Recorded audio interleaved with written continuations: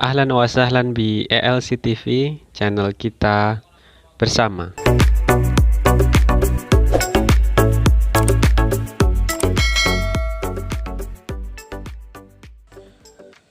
Assalamualaikum warahmatullahi wabarakatuh.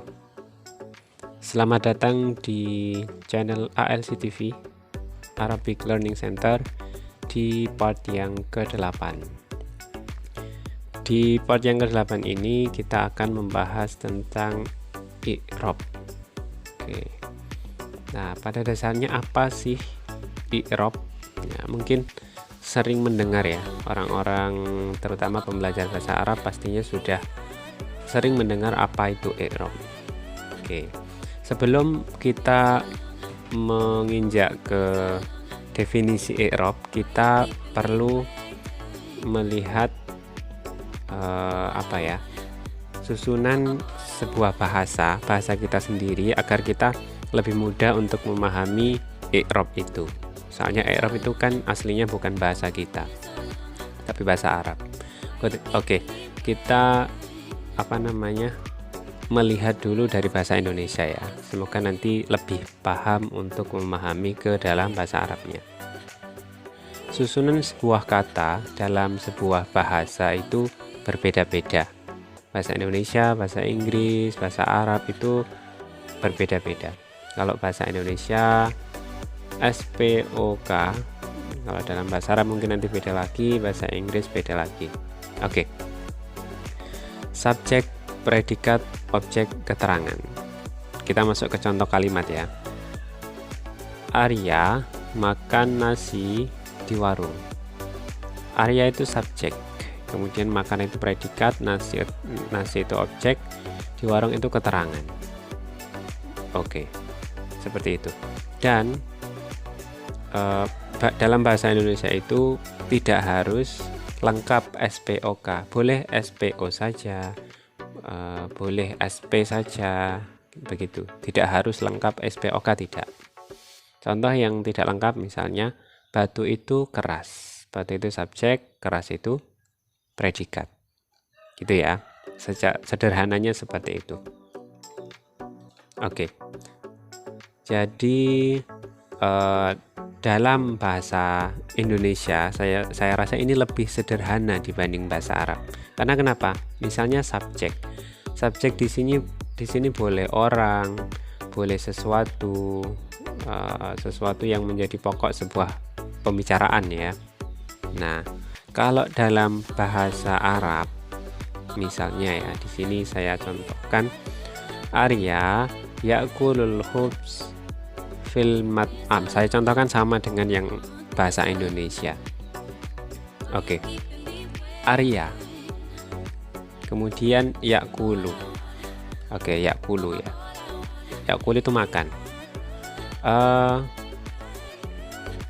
Kalau dalam bahasa Indonesia, subjek itu ya subjek.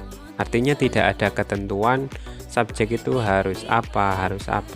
Kalau dibanding dengan bahasa Arab, ketentuannya lebih banyak bahasa Arab. Misalnya gini, subjek itu harus rofa. Rofa itu harus seperti apa? Nanti ada pembahasannya lagi. Kemudian predikat, ya'kulu. Nah, kalau predikat ini kalau dalam bahasa Arab harus sesuai dengan subjeknya. Kalau subjeknya perempuan, berarti predikatnya juga harus menyesuaikan perempuan. Seperti itu. Nah, kalau dalam bahasa Indonesia tidak sedalam itu. Misalnya Arya makan, ya makan.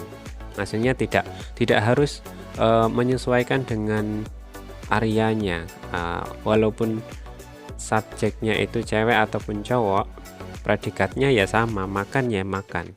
Nggak ada makan cewek gimana, makan cowok gimana, nggak ada, makan ya. Kalau bahasa Arab kan dibagi. Nah, itulah gunanya i'rab.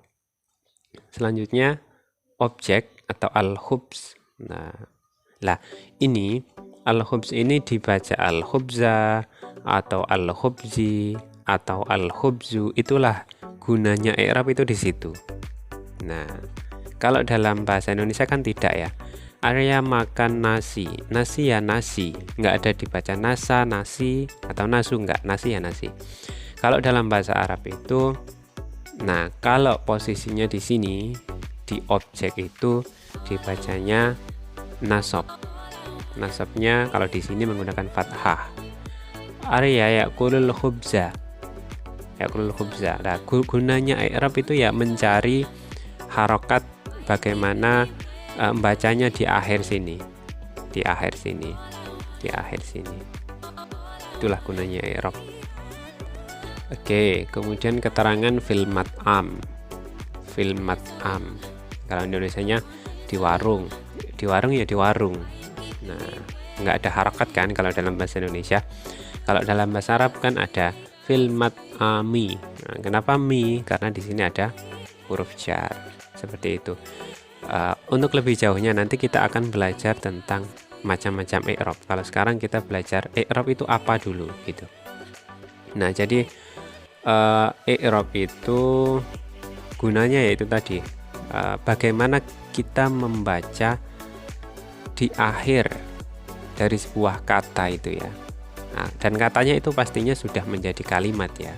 Sudah menjadi kalimat dan kita bagaimana membaca harokat di akhir sebuah kata. Arya yakulu. Oke, kenapa dibaca yakulu? Nah, itulah gunanya i'rab. Al-khubza, kenapa dibaca al-khubza bukan zi, bukan zu. Fil mat'ami dibaca mi. Nah, itulah. Oke. Nanti untuk lebih jauhnya akan dijelaskan macam-macam i'rab. Nah, i'rab kan ada 4, nanti insya Allah akan dijelaskan di pertemuan selanjutnya ya, di part selanjutnya. Oke, jadi i'rab itu adalah perubahan yang ada di akhir kata, sebab ada berbagai partikel yang masuk. Nah, partikelnya itu apa saja? Partikel atau amil dalam bahasa Arab itu dikenal amil atau awamil ya. Sebuah kata atau bawahnya kata ya. Kalau dalam bahasa Arab kan huruf ya. Jika masuk ke kata yang lain akan berubah cara bacanya gitu. Nah, misalnya contoh kecilnya itu fi'il mudhari yadribu. Misalnya kemasukan partikel nasab lan kan akan berubah menjadi lan yadriba. Lah yang menyebabkan berubah itu ya partikel lan itu yang menyebabkan berubah. Dan partikel dalam bahasa Arab itu banyak. Tidak hanya lan, nanti ada lagi yang lain lam, inna, ana dan sebagainya. Itu akan merubah cara baca sebuah kata itu. Nah, jadi pandangan umum pengertian i'rab itu ya seperti itu. Oke. Mungkin cukup itu pengertian i'rab dari saya. Syukran katsiran, semoga bermanfaat ilmunya bagi diri sendiri dan juga orang lain. Amin. Syukran katsiran. Wassalamualaikum warahmatullahi wabarakatuh.